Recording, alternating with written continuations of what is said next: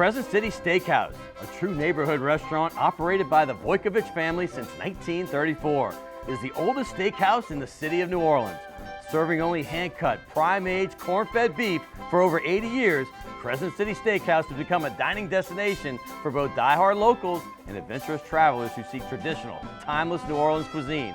Crescent City Steakhouse, 1001 North Broad, on the corner of St. Philip, in the heart of New Orleans. Fall in love with autumn with PJ's new seasonal lattes. Our pumpkin latte brings you all the flavors of a pumpkin pie with hints of cinnamon and nutmeg, like your favorite holiday dessert in a cup.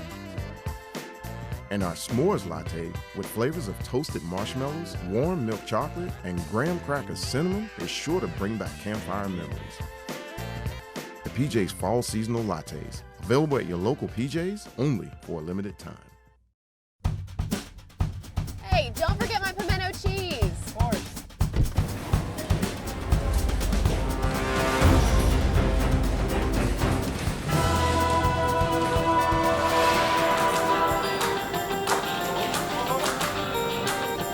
It's okay, I'll take it from here. Hey, you forgot your seat. For the love of palmetto cheese.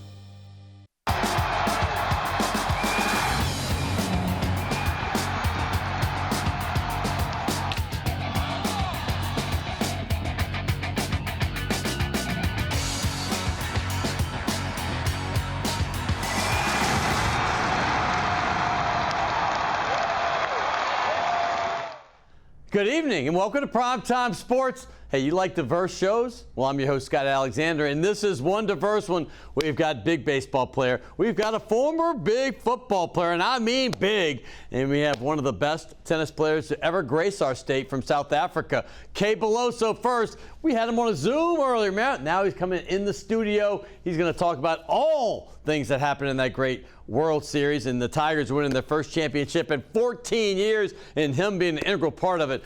We also going to have Arbie DuPlooy. That's right. He is a South African tennis player. He played at Tennessee, but he's been coaching here in New Orleans. And he's become a coaching legend, coaching some greats, and he does it well as well. He's going to be on, and also big 6'7" Jim Hickey. This guy is a gentle giant, but he played for the Dogs when they were really good in the 80s, including 2 epic games against LSU, which we will talk all about. And we'll talk about his nemesis on the defense of that Bayou Bengal team. He played tight end, then offensive tackle, and then they moved to defense where he actually had a big season his senior year. But all that's coming up next right here on Primetime Sports.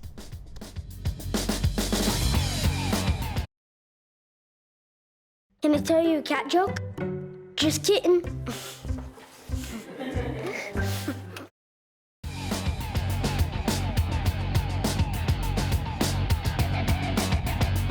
Hey, welcome back to Primetime Sports. Hey, we're right in the middle of training camp right now. It started last week, and it's getting rolling. The Saints don't play preseason game till August 12th. Looking forward to that. And obviously the regular season, this is the first time the Saints have been favored in the division since 2020 when they won 3 out of 4, and they were rolling back then. But we'll get back to baseball. I remember a couple weeks ago we had Cade Beloso, the guy who hit the game-winning home run in Game 1 of the finals in the 11th inning to beat the Florida Gators. And we knew what happened the next day. That was a 24-4 loss, and then LSU came back and skunked them. I believe it was 18-4 to win it all for the first time since 2009. That was LSU's 7th national championship, but only the 2nd since 2000 when Skip Bertman had 5 in 10 years. And that was quite a win in Jay Johnson's 2nd season alone. He got to the finals of the World Series when he was at Arizona. He went again right before LSU hired him. This guy can coach. But one of the players he inherited is Cade Beloso, a New Orleans native who had to leave because of Katrina, came back, went to John Curtis, played a little football with our man JT Curtis, the head coach who was about to break the all-time record for high school wins in high school football history. But he was also a star baseball player there. He won 2 state titles in his only 2 years back in New Orleans, and then gets a state title in his college, a national title in his college career with the Tigers. Cade Beloso, welcome back. Yes, sir. Thank you for having me back. It's good to see you in person as opposed to the Zoom. Yes, sir.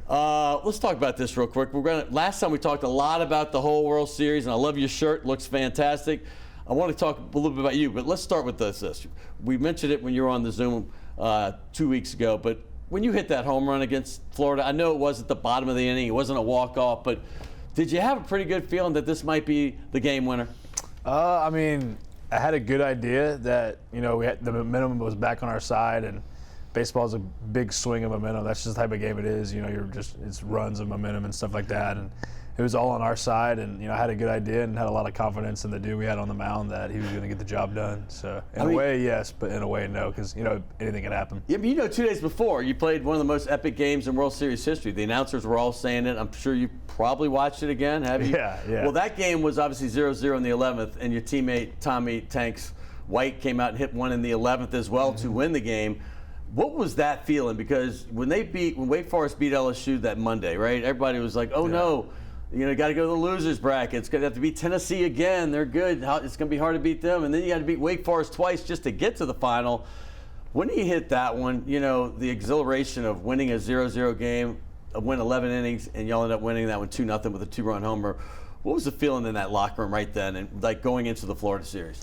Yeah, this is going to sound crazy, but that was the happiest I've ever been on a baseball field, seeing that. And that's something I'm going to remember for the rest of my life. That was one of the coolest moments that kind of have a different angle because we're all in the dugout and we're all like, I can see him hitting a homer right here. Like, this is his guy. And this is the moment? Yeah, I remember I was standing next to our video and scouting guy, Jamie Tutko, one of my best friends, and he's been in the program for a while.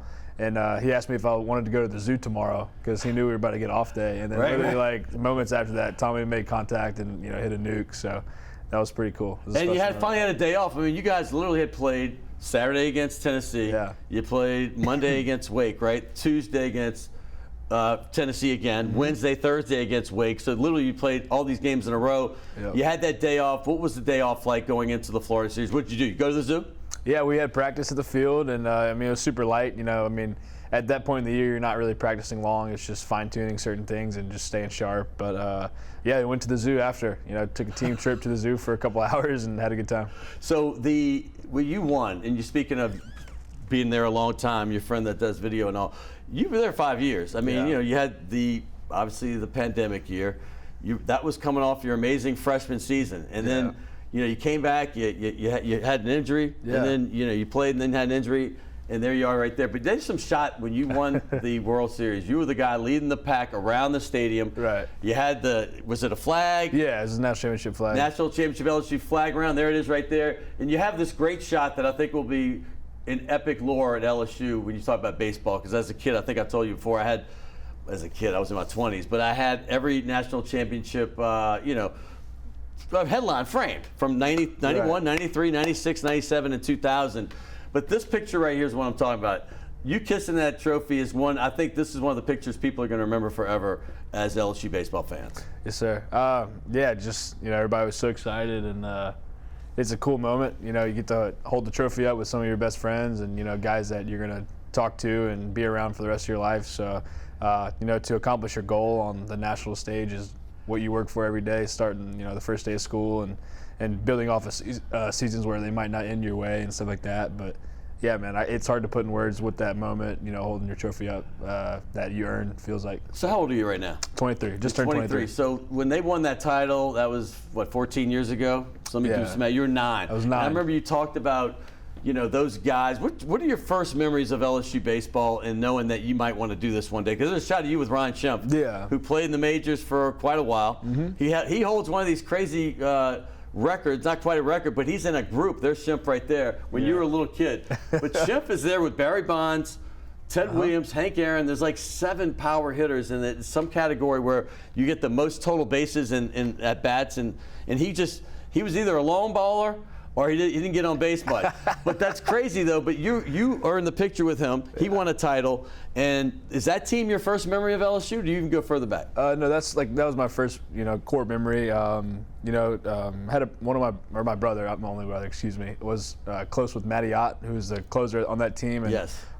Somehow or one another, I got on the field with them at the SEC tournament on their practice day, and I was like shagging balls and BP in the outfield and just talking to Matty and, just meeting some guys, like pitchers in the outfield and stuff like that. Was so cool. And I just remember wanting to do that and, watching all their games on YouTube or TV and just, dreaming and working to get to where they were. And, I don't know what it's like to end your career on 2 levels to win a title. Like, honestly, there's no national titles in college baseball high school baseball unless there's a fictional one. But you left Curtis, 2 straight titles. You leave LSU. I mean, what else is there to do after that? I mean, seriously, is that as good as it gets? Yeah, I mean, you can't script up a better ending to both of those careers. And yeah, I mean, no one's sad when you're winning a title of any sort. So yeah, every time that we'll look back and remember this year, it'll be nothing but happy things. It won't be like, oh, we lost and ended our season in Hattiesburg, Mississippi, or Knoxville, Tennessee, or or at our home field.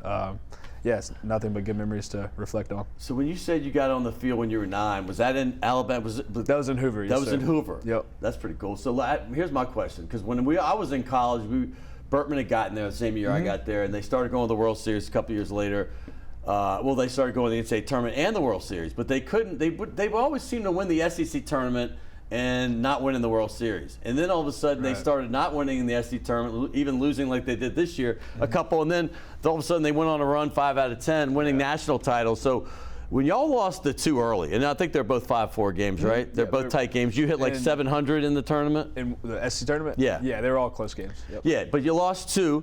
Did you have any – I mean, you were hitting the cover off the ball. In fact, I think there's no hotter player probably in college baseball since the tournament started, SEC on. I mean, you were on the all regional team. Obviously, you were on the all World Series team as well.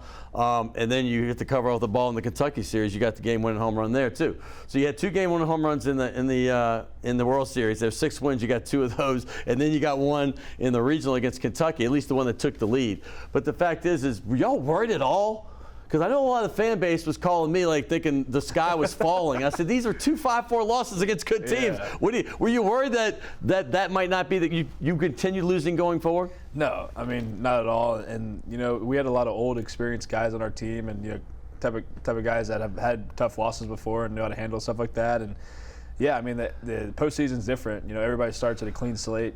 Tulane was one of the worst record teams, had one of the worst records in the country. Exactly, they make the tournament as one of the hottest teams in the country. So that just goes to show you that it's a new ball game in the postseason, and we use it as a refresher. Had a team meeting, had a players meeting, stuff like that, and basically just talked about things that we didn't like what was going on, stuff like that. And coach, who was the leader there doing that? There's a lot of different people. Yeah, a lot. I mean, I imagine you're one of the guys that takes over. Yeah. Like who else besides yourself? Helmers, Braden Joubert, Gavin, Dylan Cruz, Milazzo, Travinsky, Skeens.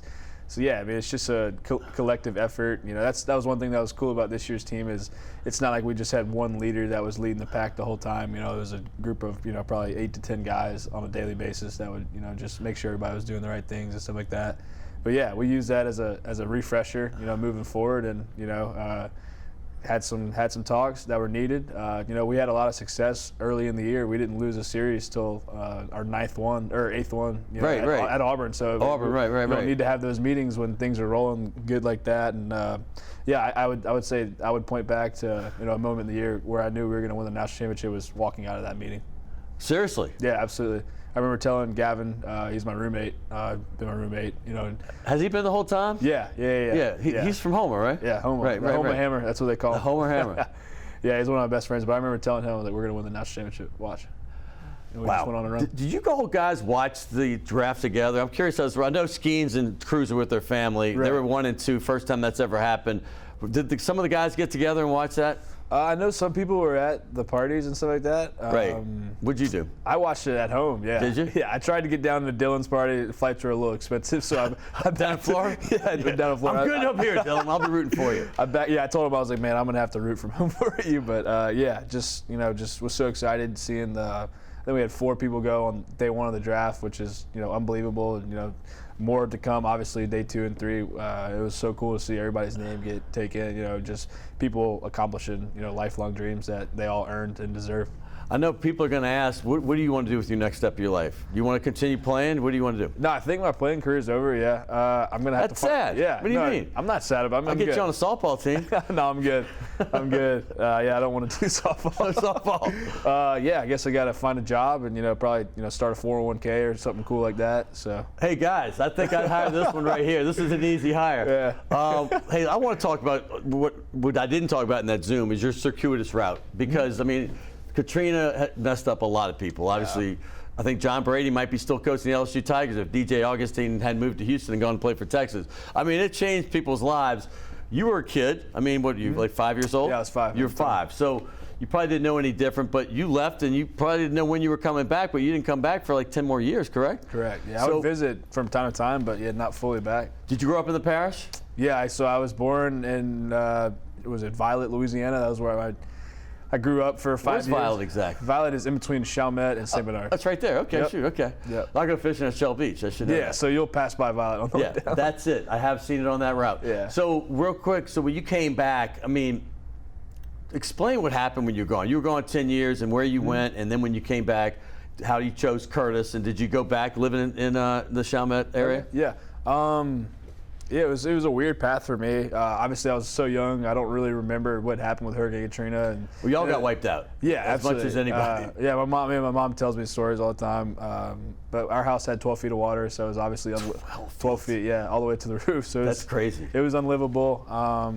So yeah, my earliest childhood memories really originate in Alabama, just bouncing around. So we moved to Texas for about 6 months after the hurricane, kind of trying to figure out what we're doing. Sure. Stuff like that, and my dad gets offered a job within this company in Alabama, so we pack up, move there. We're there for 4 to 5 years, maybe 6 years, stuff like that. Gets another job in Texas, so we bounce right back to Houston, where we were kind of at before, and then had some family. A couple of my family members were getting old, and my dad and my mom wanted to spend more time with them and stuff like that. So we moved back here, junior and senior year. Right. And went to Curtis. My mom said it was always a dream of hers for me to go to Curtis. One of the great schools in the city. Yeah, absolutely. And so thankful for my time there, and learning from Coach JT, Coach Jeff, Coach Jerry Godfrey, Coach Kyle, Coach Steve. The list goes on. Everybody. All legends. I mean, Yep. we had dinner with the guest that's coming up, Jim Hickey, and he had Steve Rahage. He actually was quarterback for Curtis with 2 superstars that went to SMU and LSU. At the time, SMU was a powerhouse, but he ended up having to leave and then going to Bonneville. Yeah. But we just talked about Curtis last night. But I want to think, your dad, by the way, you don't know this because you're playing, but your dad became a fan favorite on TV. I mean, Yeah, I'm sure. He was being interviewed. Have you watched some of these? No, I really don't watch like the You games. didn't recorded. see any of it after, though? Not really. No, he's a legend now. Like literally, him and Dylan Cruz's parent are especially your dad, 'cause he had personality. I think he was cooking up a gator outside. Yeah, I saw that. I didn't know that was planned, and we ended up getting beat 24-4. And I texted him after the game. I was like, "Dude, please don't cook another gator." Don't cook gators. No, it was a gator. There was 2 being cooked. One was a big one, and I think his might have been the smaller one that was circular on a big grill. I was like, all right. No, but he's fun-loving. I mean, everybody seemed to love him. So what was it like growing up? Did he push you to become an athlete, or how'd that work for you as him? Was he coaching you or anything like that? I mean, he coached me at a young age, Yeah. but I wouldn't say he pushed me. No, just like I said, it was more of I wanted to be like my brother. I think that's where my love for baseball really stems and stuff like that. Because my brother is 10 years older than me, so he played baseball, and I wanted to be like him. So I was like, oh, I'll play baseball too. And then started to find a love for LSU, and I was like, all right, we'll figure out a way to get there. I have brothers 7, 13, and 15 years old too, so I know what that's like. Yeah, I mean, growing up, everybody wants be your dad's cool, but I think it's something different when you have a brother that you're relatively close in age to, and I wanted to be like him from the very moment I could, earliest remember. I want LSU fans, because Miles Brennan had, what happened to him and his route. I mean, he had injuries right when he was supposed to take over, and you almost went that route too. I mean, honestly, with that, not for this year, it might have been what could have been, right? I mean, so many things. You had that unbelievable freshman season. You came out of the gate, and I think you surprised a lot of people and under Coach Maneri. And then the pandemic hits. But I want you to talk about year by year, because I want people to know kind of what you went through. I think people, some of these are just casual fans that just watch this thing and they think this has been happening for a long time. But you had a route. Yeah, I mean, if you want to remember only year 5, that's great. Yeah, right.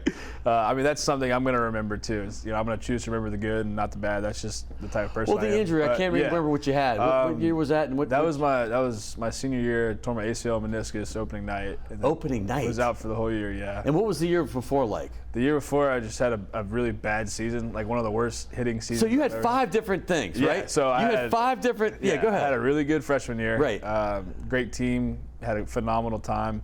sophomore year was off to a really great start, and then the pandemic hit. Great start. Yeah. Phenomenal. You're right. I I was remember. sitting like 330 or something like that through however many 20 games. Yeah. And The pandemic. pandemic hits, and that was really strange, and obviously no one in the country knew what to do. None of us. You know. I was running a rugby team. It was I day did. by day, and all of a sudden the season's over. Yeah, So, I was literally, practicing with my teammates and, just, living like a college like house lifestyle and stuff like that. And, the pandemic hits, and the next week I'm back at home with mom and dad. So it was this is not fun. Yeah, it was it was a life change for sure. But you admitted you had a bad year, so tell me about that. And then come back and. So That being excited. your junior year? Yeah, my junior year. So Yeah. excited to get going, and we have a really good team. And I think I was just trying way too hard the whole year, and just ended up having a terrible year. And even though we had a good, we almost made it to Omaha and stuff like that, we had a pretty good season and a good run at the end. And yeah, so I'm determined to come back the year after that. I'm like, all right. And then you have a new coach. New coach, Right. fresh start, everything. Things are going great. Probably the best. Honestly, I would tell you that if I would have played my senior year, I would have had a better year that year than this year, and I had a good year. You But felt great coming into the season. yeah, Saying, okay. Yeah, just body was feeling good. Who were you playing that game? It was opening night, I don't even remember, to be honest. but you got hurt that opening night. Opening night, yeah, like 2 minutes before the game started. Wait, what? Yeah, What happened? I was in a circle, like I just jumped up like a foot off the ground and stepped on somebody's foot, and Oh my knee God, just I didn't realize completely- that. Yeah, knee completely blew So you up. had no at bats. No, well, I had two, but they were both. I Oh, was, sorry, like, you didn't know how rehabbing. bad you were hurt. No. I was rehabbing and trying to get it right to play, and apparently you can't run without an ACL. It's a fun fact. Is that something that you need? Yeah. All right. So yeah, it wasn't good enough to play, and I didn't feel good. It was still hurting a lot, so I got surgery. So going into this season, what were your expectations? I mean, were you because they got so many transfers that came in. Right. Did you know how much playing time you were going to get? I mean, going into the year? I wasn't. Yeah, that wasn't one thing I was concerned about at all. And I think that originated from the injury year. I was more excited just to be able to play. Was healthy enough to practice and play every day. So that was one thing I was like, I just want to have fun this year. No matter what happens, I'm going to be at ease. And I knew we had a good team. And obviously, you're looking around the room and you're seeing Paul Skeens, Dylan Cruz, Tommy White, Trey Morgan, Ty Floyd, Dugas. The list just keeps going on and on. How many good players we have, and all right, we got a real shot to win a national championship. And I was just like, yeah, I want to contribute any way possible. So that's. Well, I would say you more than contributed. You were on. I mean, how many great players were in that World Series? I mean, a lot of teams had them, and you were on that all World Series, college World Series team. I mean, first team on that. You got the all regional team, like I said, Kentucky series. And then even when we lost 2 games, you had the highest average by far in the SEC tournament. And you had game-winning home runs in May, too. So as far as it goes, I love that one. I did 7. too. That's the one I need to get that framed. You got to get that frame. I have 5 of them. I don't have the 109 in this one. But, hey, we give gifts, and you came on the Zoom a couple weeks back, and, so we owe you. Okay. We couldn't give it to you through TV. So this is Task Performance. I'm going to tell you this. You'll never wear a softer shirt. And everybody, usually the people that have come on have had them, so they go, oh, my God, to get another one. Yeah, I've never worn one. I'm excited. Feel these real quick. Okay. You got a baby blue and the gunmetal. That's my favorite color right there. And then we're going to add to your gift certificate. So take, you were engaged, right? Yeah, I am. Yeah. Okay. Absolutely. Sometimes I get myself in trouble by saying this, but yeah, take your fiance to Thank dinner. you. The Shays de la Shays on Maple Street or right between Carrollton and Broadway or St. Charles Avenue. They have a Della Shays, so either way. Cade, you're a fan favorite. You're a great player. Some fan favorites are just dudes that just come at the end of the game. But you're a star and a fan favorite, and you're a player that LSU will remember forever. That's a fact of the fans. Appreciate that. That's Cade Beloso. I got to tell you, like we said, we had him on a Zoom, and I usually don't bring people back this soon, but he's such a great personality. I had to do it. He's one of the guys. Jay Johnson loves him. He's the guy. When I said, hey, I want one guy after the World Series, and he goes, Cade Beloso is the guy, without hesitation. He said that. So I'm glad he came, and he's a New Orleans guy. He's from the parish, St. Bernard, where it's hard, hard, hard. By the way, and did you know Arbie was the Garden District of Chalmette, right? Say that again? Is Arbie, somebody told me Arbie's either the uptown of Chalmette or the Garden District. Yeah, I think It's the uptown. that's what they said. That's what my friends in Arbie. I just learned that this year. I think Desi Vega taught me that. But anyway, hey, coming up, we have a big show for you. We have more guys coming in. We got a tennis star. He was a tennis star from South Africa. That's right. And he came all the way to the States and played for the University of Tennessee. We'll forgive him for that one. But then he's been a legend down here in New Orleans, coaching so many young kids and watching them grow and become great athletes themselves. His name is Arbie DuPlooy, and also one of my favorite guys I've known for a long, long time. His name's Jim Hickey, and I've said this before, and I'll say it again. I've met many an athlete. I was an agent. But I've never met, other than Shaquille O'Neal, a guy with a bigger hand than Jim Hickey, but he's got a big as hard as Shaq as well. And he's coming on. We're going to share some stories from his days playing against LSU in the 80s. I was at 2 of those epic games in 86 and 87. And Jim Hickey's coming up next. He's a Georgia Bulldog. They got 2 straight national titles. You can't take that away from them. But these guys are coming up next right here on Primetime Sports.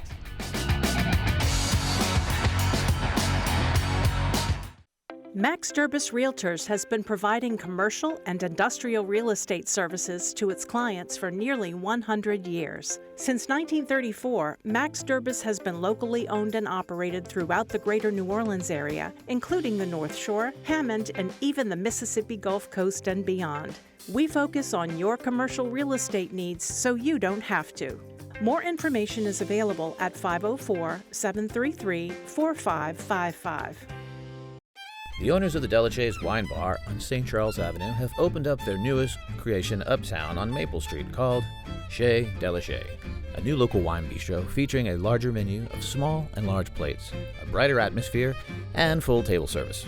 Additionally, patrons can enjoy a large patio out front as well as an extensive wine list offering selections from around the world. It's Chez Delachaise, 7708 Maple Street between Carrollton and Broadway. Rock and roll will never die. It's old New Orleans, my oh my. Come on, baby, let's go rock and roll at the city lane. All night, let's roll, let's rock and roll. Baby, do the rock and roll. At the mid-city lanes, the home of rock and roll.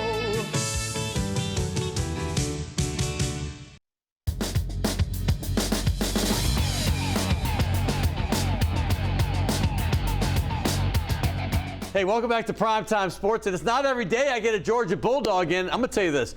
I didn't fall in love with the Dogs, but in 1980, when Georgia won the national championship with, in the Superdome, they won that game. I believe it was Notre Dame. I could be wrong there. But they came in the Dome. I was 15 years old. And they won a title. Herschel Walker obviously was a freshman. He was a star. But I watched them come out of the tunnel, and I was on the first row of the loge overlooking where they came out, right in between the goalposts. And I just remember this sea of red. I mean, and they were just hyped up and going up. And I wasn't in love with LSU yet either. I was a Tulane fan. And I really fell in love with the Dogs. And then I became a big-time lover of LSU. But the facts are, I respect this team. They've had a great history of football, one of the best, not just in the SEC, but in college football. And now they've got 2 straight national championships back-to-back. They've had Heisman Trophy winners all the way back to the Sinkwitches of the 50s and 60s and all that era, all the way through. Vince Dooley is certainly a legendary coach. Mark Richt was a very good coach, and now they got a former player, Kirby Smart, doing it. But here's another former player from the 80s. His name is Jim Hickey. I got to know him in Atlanta over the last 25 years when I was there back in the 90s and early 2000s and through that era there, and we both moved out of town. I came back home to New Orleans, and he's in Dallas now. But he played against LSU a couple times, and we already had dinner last night with a guy that played against him at LSU. His name was Steve Rahage, but he's on the phone with all these former LSU guys, Nacho Albagamo, Willie Bryant. We can go on and on. Tommy Clapp. And by the way, Tommy Clapp, I'm going to introduce Jim Hickey right now. Welcome to the show, my friend. Good to see you, my friend. It's great to see you again. Such a pleasure. And the crazy thing is you didn't know exactly who Tommy Clapp was. However, one of the pictures that I have is Tommy Clapp is in the play with you. Right. I mean, it's kind of funny because, you're like, who's this? How do you spell his name? And it's clearly on the back of his jersey, C-L-A-P-P. So welcome. How you doing, buddy? I'm doing great, my man. Doing great. Yeah, it's great to be here. You're from Fort Walton Beach, which is a hop, skip, and a jump from here. You're like a homeboy. Did you grow up like in any professional team? Well, all professional, because my dad's originally from Philadelphia. I actually wasn't a college football fan until I moved to the South, and in fact, I wasn't even a Georgia fan. The only reason I picked Georgia was we lived in Warner Robins, Georgia, at Robins Air Force Base from '76 to '79. Okay. And when I finally got out of high school and I had put on some size that I wanted to go play football, I knew walking on was going to be a tough thing. And Steve Boswell, he was most valuable back, and I was the most valuable lineman on our 7th grade team at Warner Robins. Well, I moved, and my football career was basically, I still was on the team, but I didn't start growing until high school, so I didn't play. Well, this is funny. I'm going to say this because I did some research last night. I couldn't believe there was a time I was bigger than you. Yeah. And this was sophomore year because we are around the same age. And I just saw an old program because I'm looking for something to get my passport updated. Right. And I saw an old basketball program, and it was my sophomore year on the varsity. It was 5'11", like 160 or something. You Maybe were bigger 90. than me. I know. And I saw your thing last night. You went from 5'9", like 150 or 140. Yeah, I wrestled 155 my sophomore year in high school. And then you jumped to you literally gained like, I don't know, 8 inches. I went 6'2", 165 my junior year, and then 6'6", 6'7", 185 my senior year when I graduated. That's a skinny man. Skinny guy. Correct. So then when did you realize, okay, I'm a be pretty good in football. I can put some weight on. How'd that happen? Well, I started working out. My body finally started filling out and catching up with the rest of me. So by the end of that first year of junior college, I just went to a junior college up the street called OWJC, and I was 6'7", 235. And that's a nice defensive end height right there. Yeah, and my dad and I were butting heads. I call tight end too, right? Yeah. Well, I didn't play tight end in high school. Right. I played defensive end. But when I and see 6'7", that size, I'm thinking tight end, defensive end. Well, that was my natural thought when I got to Georgia. There was an opportunity to play there, and so I thought I'm going to go out for that position, right? But my dad and I were butting heads. Sign language. I call it sign language for get out of my house. Oh, okay. I knew walking on was going to be tough. I felt like Boswell would be my in, and that's the reason why I picked Georgia. You talking about the linebacker? Steve Boswell. No. I know exactly who he is. And now my first game there, visiting, he's friends with my friend. So he was out late with us the night before the game. Like great. Late. And I mean, we were just there at a party. And he was partying with us, and we're like, this is an afternoon game. He goes, I got no problems. I'll be fine. That's crazy. He was a tough dude. So you were friends with him? Mentality. Oh yeah. When I lived in Warner Robins, we lived right down the street from each other, and we grew up as friends. I didn't know this part, man. But we moved a lot. My dad contracted with the Air Force, so we were moving about every 2 or 3 years. In fact, Warner Robins was supposed to be our last move, but we ended up down at Fort Walton, which was not a bad trade-off to be down at the beach. When you're Warner Robins, is that when you? Because you went to Fort Walton and that, but Fort Walton is kind of Saints area. Like they're Saints fans. But if your dad grew up Eagles. Well, so I was everything Philadelphia, right? Except for football. If you remember the Super Bowl in 1972, right? Oh, the Dolphins. And who? And the Redskins. You got it. The Redskins. Who was the MVP of that game? Oh, that game? Mike, was it? No. Jake Scott. Jake Scott, and he on the losing team, the only losing team player that got MVP. Well, no. He played for the Dolphins. He was the MVP. But he had been with the Redskins then. Well, he got traded to the Redskins because he and Shula had a falling out. Because I saw him at the Pro Bowl when they practiced here. I mean, that's crazy. He just passed away recently. Jake Scott was a great Georgia legend as well. Dooley says best athlete he ever coached. Well, I'm going to do a Dooley story here real quick.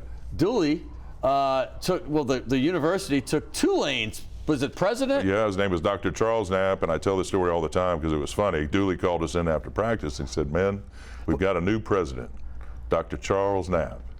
He said he's coming from a 2-lane university to a 4-lane university. He's stepping up, stepping up. Oh, look at this! You got a nice mullet there with the legend Vince Dooley. With the Z Cavarici sweater. That doesn't say 80s. I don't know what does. You were styling the hair. You got it all. You got the growth going on. You grew some. And Vince Dooley was probably, I don't know, 4, 5, 6 years. He had already won the national title in '80. Yep. And he's actually an Auburn guy that went to coach at Georgia, much like Pat Dye was a Georgia guy. Who goes to Auburn, to coach at Auburn, Bo Jackson and them. They both coached the two best players in college football. Right. Herschel Walker, Bo Jackson, to me, are the greatest. Yep. But you going to Georgia, there was a famous wrestler that was, I believe, on the defensive line. Correct, Bill Goldberg. He came in '85. And if you're older than 40, then you probably know who Bill Goldberg is, if not for nothing else. Commercials. Yeah. He was a former Georgia defensive lineman, and he became a superstar, world-renowned wrestler.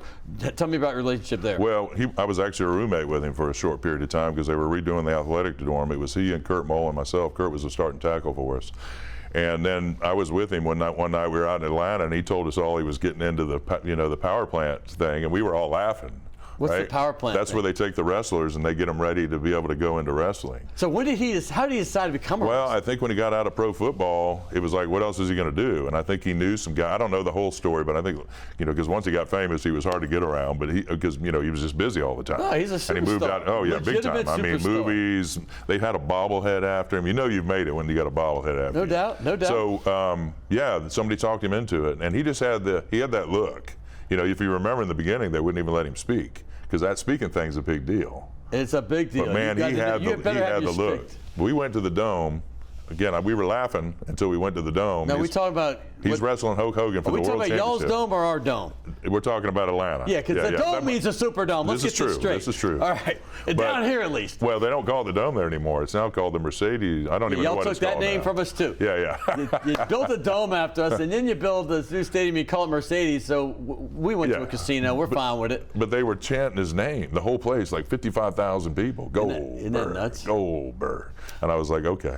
Let's talk about football. Yes, sir. Because two of my favorite games. Because in 1986, the guy that ended up being the best man in my wedding is from Atlanta. He's an LSU guy. His dad was part of the his grandfather was part of the 58 LSU national championship. Right. So he's hardcore LSU guy from Atlanta. But he brings all of his ATO buddies that he went to high school with, and I meet them for the first time, and we throw the blanket on them, have a great weekend in New Orleans, and we drive up to Baton Rouge for that game. And this is 1986. 86 was the first one, and I want to bring up a story because 87 was my favorite road trip of all time, and one of the best games I ever played in. 87 one? Yeah. The 26 loudest I've ever heard in Sanford Stadium. Was the best quarterback in the SEC, one of the best in the country, and he got knocked out in that game, but they still won. Ben Smith knocked him. But let's talk about 86 because you come down to Tiger Stadium for the first time. At night. I'm going to let you take over at night. At night in Baton Rouge. And LSU's very good that year. Yeah. I believe they finished 10-1-1 on the season. Yeah, and at that time I was playing tight end. I ended up moving to defensive tackle my last year, but our starting tight end played in the NFL for about 10 years. My first play of the game, I come into the huddle, and James Jackson calls a left 58, which meant Troy was. Now, who is James Jackson? He was our starting quarterback. Oh, he was the quarterback for Georgia. Okay. But so that meant Troy was going left, I'm going right, and the play's coming to my side. Well, I'm looking out of the huddle, and I see Eric Hill sitting over there. Oh, you're on offense at this point. Correct. Because a lot of our shots we have you on defense, so you're an offensive line. Eric Hill, by the way, so you don't. He's been on the show. Yeah.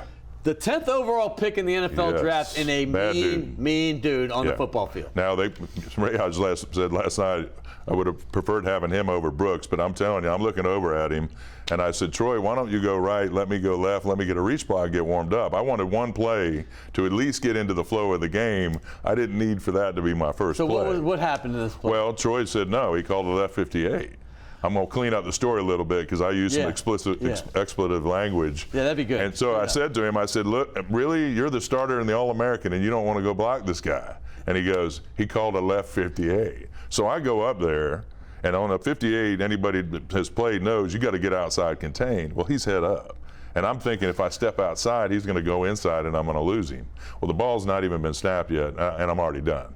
In fact, I think with the ball snapped, I didn't even move. I was so locked up in my head. He grabs me, throws me like a dish rag.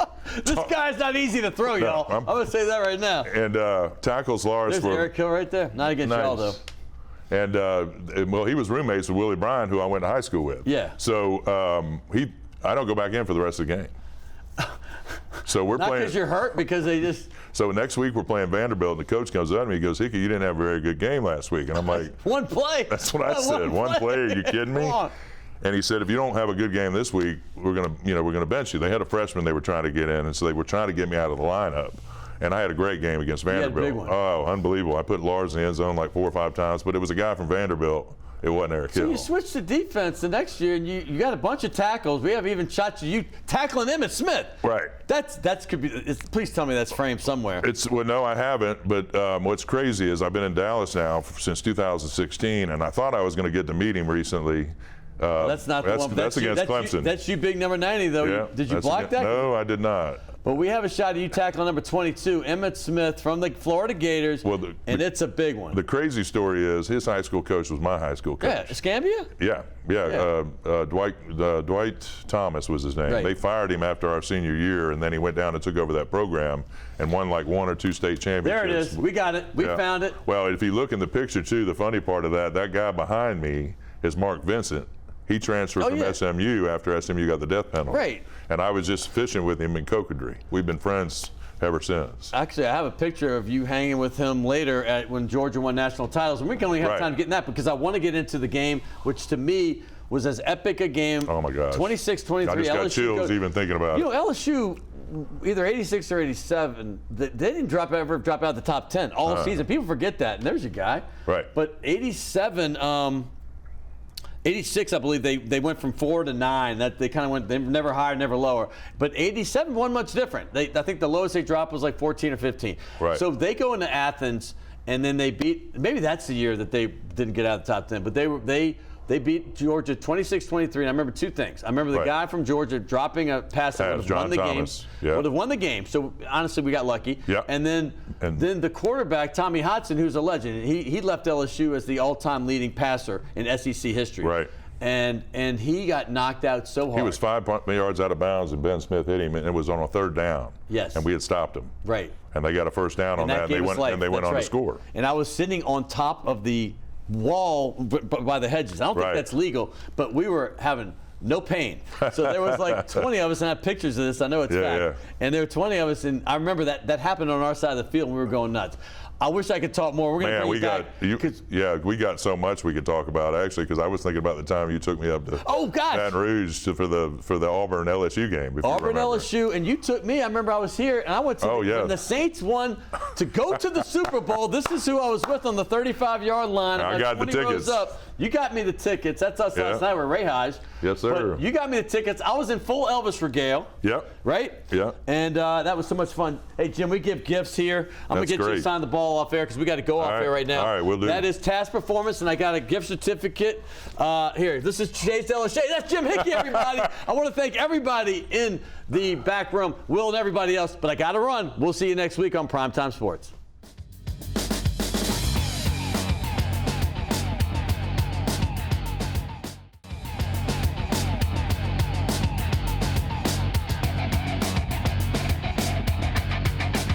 What I love about this show, welcome back, by the way, to Primetime Sports, is that we get so many different nationalities. I mean, I've had a lot of rugby players on this show from South Africa, from Australia, South America, United Kingdom, New Zealand. But we also get, people like, say, Drew Brees, that's not from here, but he came here and did some great things. Or like Karl Malone, who was the second leading scorer until LeBron passed him and Kareem up. When he came on the show, he was second leading scorer in NBA history. But he did all that in Utah, right? But he's from Louisiana. He's been on here. That's what I love. You get them all. People from here are not from here, but they came here to do some good things. And one of the guys that's been doing great things is my next guest. He's a tennis star. He went to the University of Tennessee. I don't know how you get from South Africa to Knoxville, but it happened. The only thing crazy I've heard is some people that went from Scotland to go to Nichols to run track. There's 5 of them that ran one year, and that one of those guys is now the CEO of the World War II Museum, which is crazy. But this guy here, Arbie DuPlooy, he is from South Africa. He played cricket. He played tennis, obviously. He played rugby. He ran track, the 800. But he came over here to play tennis, and then he moved to New Orleans and became a coach. And he's been coaching so many, probably many of you, your kids or grandkids that over the years, and we have a lot of shots of him doing it. But here he is right now. Arbie DuPlooy, 3 people told me I had to get you on, so thanks a lot and here you are having me on the show. Welcome to Primetime Sports. Thank you very much. Tell me about your path. I want to start with South Africa. Growing up, what was that like as a kid and playing sports there? Yeah, I mean, our country, our climate is so good, so we, those years we didn't have cell phones. Isn't that beautiful? It was unbelievable. So we had to do something, but we played all the sports. I ran track, then played tennis, cricket, and rugby. But I love rugby the most. Contact, team sport. But the cross training helped us a lot. Yeah, right. I mean, doing all the sports, you learn how to cope in adversity, and that's what helped me. But I loved all the sports because we had nothing else to do, than playing sports. Well, let me say this. You played at Tennessee, but I'm going to get into this first because, there's club rugby at colleges. I don't know, at LSU it was really big, and that's all my exposure was to rugby was all the guys that were really good athletes, and they were the most crazy guys. But they would come in the bar I worked at, and they would have fun. They'd like to drink, and that's the thing in the sport. And then until, I guess, 5 years ago, I got involved with the professional team here. And then I realized what not only a great sport it is, but the people that play it are some of the best human beings I've ever met. And that's a fact. And I know what you mean about the team sport. The camaraderie in that sport is like none other. Did you ever think about maybe even playing some club rugby while you were playing tennis? I was. Oh, you were doing both? No, I wanted to, my parents stopped me from playing rugby when I was 13 years old, and because it's physical. It's physical, but they said choose a sport that you can keep the rest of your life. You know? Right. I was very depressed because I wanted to play, you know, and a few of my friends played in England. They made money there. In France. One of my friends played in France, and we played together, you know. And our team won the national championship in South Africa when I was under 13. That's wild. Did you really? Yeah, well, and I played for the team, you know, for this. It's like a state, you know. Well, you have a jersey here. Before we get into tennis, let's show this because it's down there. It's a green one.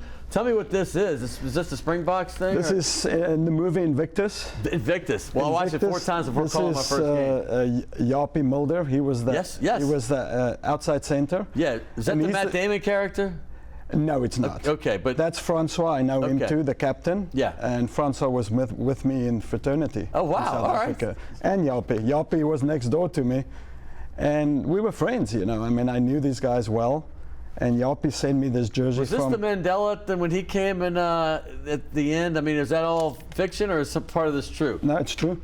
So the whole thing's true. It's a great story. The whole thing, Invictus is a great movie. You know, phenomenal. It's a true story. You know, and South Africa won the World Cup just when Mandela took over the country. You know, and it brought the country together. I mean, I'm gonna tell you this. I hate to admit this, but I knew so little about rugby. I kept like reading books like Rugby for Dummies, and I had to call the games on TV. I was like, so the night before, I'd watched that movie like twice, but I watched it 2 times before calling my first game, and I was smart enough to have an Australian national player come over and do the game with me. But I didn't want to sound stupid, so I was trying to come up with phrases from the movie. But let's get into tennis because that's why you're here. Because listen, tennis is your life. How did you get over from South Africa to go to the University of Tennessee? What made you A, come to the States, and B, choose that school? Because it's a great university. It's a great campus. Yeah, we had to do mandatory military. And in the military, we were chosen 12 guys to play professionally. And they paid for everything. And all of us had a world ranking. And from there, Tennessee, I wasn't recruited by Tennessee. I was recruited by Trinity University in San Antonio. And then their program was dropped to 3rd division. So the coach called the coach at Tennessee, and that's how I got in. But we didn't have cell phones where we can call, no email. So how'd you stay in touch with fans? We just made the old-fashioned rotary dial phone, coins, dipping coins in. You know, it's unbelievable. And the coach sent me the packet to sign, and it took like 2 weeks to get over there. I mean, it's unbelievable. And I thought that's normal. You know, now you do that, it's not going to happen. It's like this. They can see how you play. It's much harder to get a scholarship now because you're so exposed now. So exposed. They can see everything. Yeah, I mean, it is different because there's a little mystery back then because they don't know everything about you. Now they can break down every little thing on film and they get it within seconds. And then if you're not good enough, if they don't like your style, you're out. What makes a good tennis player? You have to have the right frame of mind. You have to visualize. You have to be, you have to be mentally. It's one of the toughest sports in the world, you know. You have to be, you have to have grit. You have to be fit. I mean, it's all the elements that you can think of. What makes it the toughest, though? It's a moving sport, and you have to react in the movement. Is it a mental game, too? Like golf is completely mental to me. Obviously, you have to be a great golfer, but it's half of it's mental, if not more. 90% mental, you know, but they say 90% mental, but if you don't have the physical aspect, then the mental doesn't help you, you know. So it's mental, physical, and then ability, you know. The ability needs to be there, the talent. I was born to be a tennis player. You were or weren't? I was. You were born. I could feel it. I hit with my hand against the wall, and I could hand-eye coordination, you knew? It's very difficult just to go make a tennis player. Kids are born, like any good athlete, I strongly believe they're born to be good. No, I love that you said that. I mean, you know, I don't know if I was born to be good at anything, but I loved them all. You're great. You're great at everything. I was a master of none. How about that? No. I loved all sports, though. I played them all. But hey, moving forward, though, as far as like you said, you play cricket. Yes. Are people born to play cricket? Yes. Okay. I mean, that's supposed to be the 2nd or 3rd biggest sport in the world. We don't know anything about it here, except it's a mild form of baseball, right? But cricket, rugby, tennis, track. In order, what did you like the most? If you could, not the how you're the best in, what did you like the most playing yourself? Rugby, cricket, tennis, and track. And that's funny, isn't it? You're born to play tennis physically. Yeah. But that's your 3rd favorite. But I love the team sport, you know. Tell me what years you were at Tennessee? 91 to 94. Oh, so you got there when Peyton was a freshman. Yes. So his exactly. freshman year, he was a third-string quarterback on Labor Day. I remember this like yesterday. Todd Helton was the starter against UCLA. I remember the game where I was, Santa Rosa Island, at a house on Labor Day weekend, and I'm like, I'm hoping Peyton gets in the game, but I know he's third string. Well, Todd Helton gets hurt, has a great career in baseball with the Rockies. It's amazing, eh? A phenomenal career. I knew Todd, yeah. And great guy, right? Peyton was in one of my classes. Colquitt was the backup, right? Colquitt. Jerry. Yeah, Jerry Colquitt. Yeah, Jerry. Yeah, He gets hurt, and all of a sudden Peyton's in, and he ends up winning the game against UCLA. It's a big game. UCLA was pretty good back then, and he never relinquished it. So you weren't there for his entire career, but you saw his first year. Yeah, I mean, the guy was great. He was born to be great. He's a New Orleans guy, man. And he had the right mindset, physical ability. I mean, I just knew. I was surprised by Heath Schuler. I thought Heath was going to be the best thing ever, and he played NFL. The Saints, but he Saints had him for a while, and he just couldn't. You know, it's weird. I mean, he was so talented. Peyton had those big tools, though, and he had that brain. He had the mind, too. Why New Orleans? Why'd you come here? I mean, how'd this happen? My sister played at Southeastern. Oh, okay. Hammond. And the country club job opened up there, and I wanted to be closer to my sister. You know, it's called Hammond America now, right? I know, they call it Hammond America. Yeah, isn't that wild? I mean, that's crazy. We have a guy in the back, Logan, who I actually put on the set last week, 2 weeks ago. He calls it Hammond America. I don't know what he's talking about. I know. I went on the radio station, then they keep saying Hammond America. I was like, what are they talking about? That's their thing. And hey, by the way, I love you guys. The Lions. They're good in almost every program. It's a great town. It's a great program. Yeah. So your sister got there. That's maybe even the better story. How did she get in Hammond? She played at. She was #1 in South Africa. Under 18s. Are all y'all great? Your brother plays, right? My brother played ping pong. My two brothers went to the Olympic Games for ping pong. Can you imagine that? Olympians? Olympians. That's no slouch, but also didn't he play at Citadel or something? Or? My son. Your son? That's your son. My son played at the Citadel, and he just graduated from the Citadel. Congrats on that. Thank you. Tell me about New Orleans, though. You're here. Tell me how long you've been here, and what do you love about New Orleans most? And you could tell us what you don't like. I mean, I just love the place. You know, I love Louisiana. The fishing, people are friendly, open mind. What year did you come? I came in 2003. So you've been 2 decades. Yeah, but I drive every day from Hammond to New Orleans to do my tennis academy. Yeah. Oh, every single day? Every single day. Well, let's talk about the academy, because I know you've done it all over the place. You did one you do a Rafael Nadal one too. Yeah, they came from Spain. Yeah, we have some stuff like that there. So you had the people there. But tell people about the academies and what you can do to help their game, because I'm curious about this. Yeah, a lot of people call me when their kids are like 4 years old and they want to take private lessons. So we start from 4. We teach adults too, but 4 to 18. Right. And we work with high school kids. All year round? All year round. Okay. And we do summer camps, but we encourage the parents to let the kids have fun, you know, and not take private lessons, be in a group, enjoy it first, and then start getting serious, you know. See, that's the thing. I mean, when you say that, first person I think of is Capriati, right? She got burned out. She was at Bolletari's camps back in the day. And though she was a highly ranked player at 14, 15 years old, she burned out. How do you avoid the burnout in that sport? Because I know there's so much pressure on one person. It's not a team sport unless you're playing doubles. Yeah. So how do you avoid that? Yeah, I mean, you're totally exposed in tennis, you know, so to avoid that, the parents just need to love the kids. Yeah. You know, and drop them off, let them do their own thing instead of pushing them too much, you know. That's where the burnout comes. Taking them to too many tournaments, let them want to go to the tournament, you know. And that's the problem. And then the coaches put a lot of pressure on the kids too. Why is that? I'm just curious, because you sound like the guy you want to have fun. And hey, and I know everybody wants the best for their kid, but I've seen it so often. And you see the parents yelling at Little League games. Like, I don't understand all that. And in tennis, I gotta think it's even as more than that. Yeah, they live through the kids, you know. That's sad. I'm sorry. That's what happens most of the time. They want it so badly, maybe for a status thing, maybe we don't know, you know. But I try to tell the parents, we don't allow the parents to come, our good players, to sit around the courts. No, we tell them to sit in the car because we know the problem that can happen, you know. Yeah, they're listening.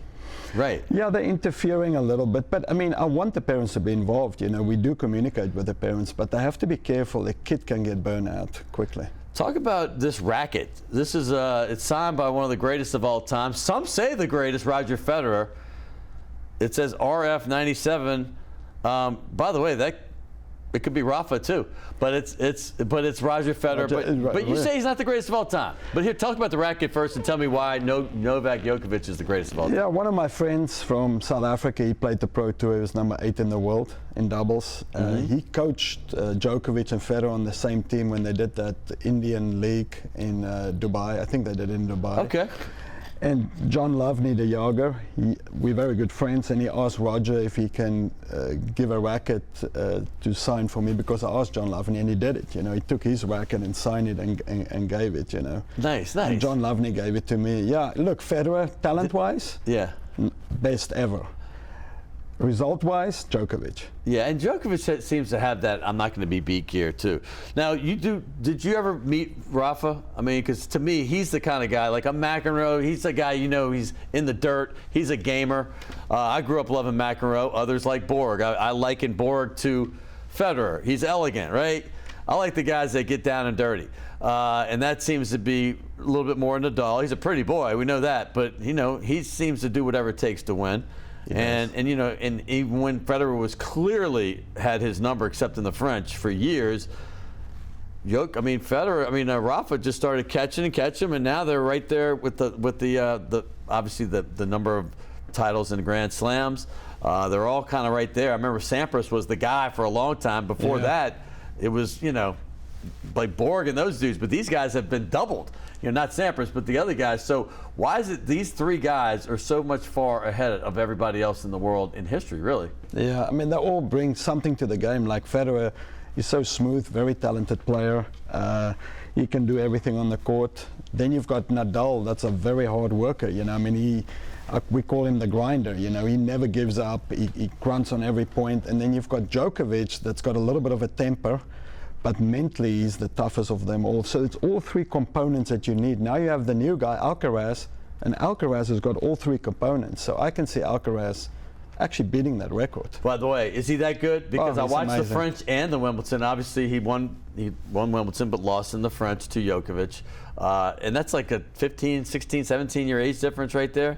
You think he's that good? Incredible. I've never seen anything like that in my life. This will be the first non-professional rugby player that I've ever signed this ball. My other rugby ball is full of signatures, but this is the newer one.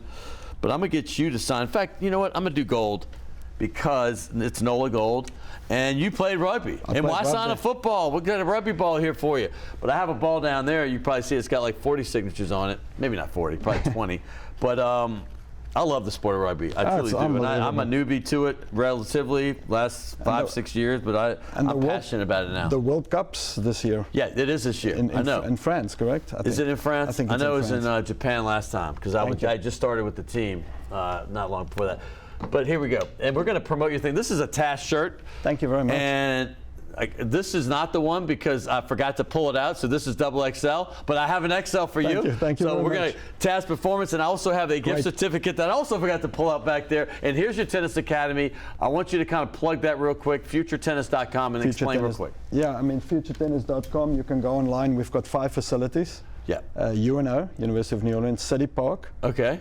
Oak Knoll Country Club, English Turn, and Park Timbers. Okay, I know where 3 of those are. Where is Oak Knoll and Park Timbers? Oak Knoll is in Hammond. Oh, Hammond. Park Timbers is on the West Bank. West Bank. But you said something else. You said City English Park, Turn. UNO. English Turn's on the West Bank, too. Yes, sir. Yeah, I played out there, too.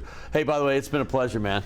Thank I you hope very this much. is not the last time. No, because you know what I want to pull you in for? I want to come visit you again. Before a Grand Slam. Yes. And we can preview it. Sure. Is that cool? That's cool. Because you're going to be my tennis guy. I have a hockey guy even here, but I don't have a tennis guy. You have it all. Well, he's a guy that's not from here. He played in the NHL, and he just has to be a great dude. And I met him on a plane once, and he comes now during hockey season. Yeah, great That show. is Arbie DuPlooy. Man, I'm excited. This is a well-rounded show.